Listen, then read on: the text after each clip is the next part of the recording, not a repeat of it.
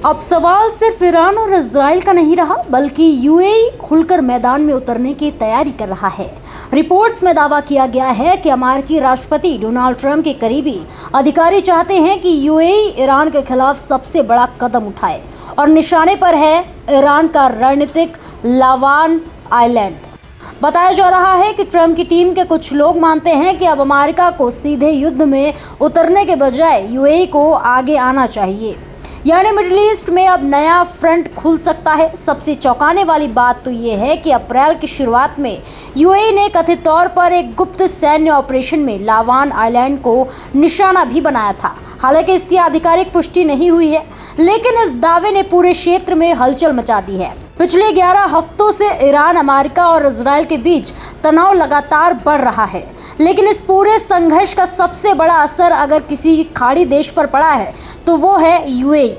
Reports के मुताबिक Iran के यूएई पर 2800 से ज्यादा ड्रोन और मिसाइलें दागे। इतने बड़े हमले ने यूएई को अपनी सुरक्षा नीति बदलने पर मजबूर कर दिया। शुरुआत में यूएई चाहता था कि सऊदी अरब और कतर उसके साथ मिलकर ईरान के खिलाफ मोर्चा खोले, लेकिन दोनों देशों ने खुलकर समर्थन नहीं दिया। इसके बाद यूएई ने अमेरिका और इजराइल के साथ अपने रिश्ते और मजबूत करने शुरू कर दिए।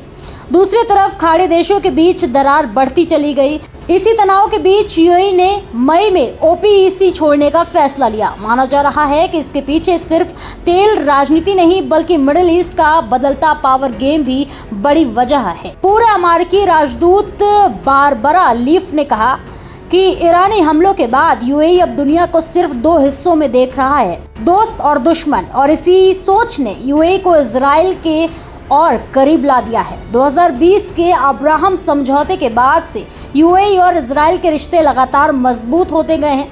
युद्ध के दौरान इजराइल ने यूएई को आयरन डोम एयर डिफेंस सिस्टम तक भेजे ताकि ईरानी मिसाइल और ड्रोन हमलों को रोका जा सके। इसी बीच एक और बड़ा दावा सामने आया है। इजराइल के प्रधानमंत्री बेंजामिन नेतन्याहू ने कहा कि उन्होंने मार्च में गुप्त रूप से यूएई का दौरा किया था। हालांकि यूएई ने इस दावे को तुरंत खारिज कर दिया, लेकिन इन खबरों ने साफ कर दिया है कि पर्दे के पीछे बहुत कुछ चल रहा है।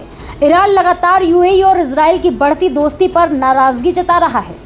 ईरान ने यूएई पर हमलों में शामिल होने का आरोप लगाया, जबकि यूएई ने साफ कहा है कि उसे अपनी सुरक्षा के लिए हर कदम उठाने का अधिकार है। अब एक्सपर्ट्स का कहना है कि मिडिल ईस्ट में एक नया गठबंधन तेजी से उभर रहा है, अमेरिका, इजराइल और यूएई का गठबंधन। लेकिन इसका असर सिर्फ राजनीति तक सीमित नहीं रहेगा, इससे पूरे अरब जगत में यूएई की छवि बदल सकती है। रिपोर्ट्स में ये भी दावा किया गया है कि यूएई पाकिस्तान से भी नाराज है। वजह यह है कि पाकिस्तान ने ईरान के खिलाफ बहुत नरम रुख अपनाया।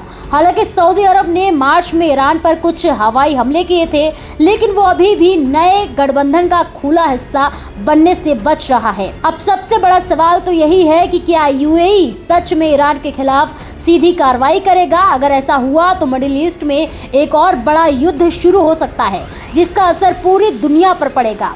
फिलहाल इस खबर को लेकर आपकी क्या राय है, हमें कमेंट सेक्शन में जरूर शेयर करें। और ऐसे ही और भी देश दुनिया की तमाम खबरों को देखने के लिए देखते रहिए भारत एक्सप्रेस।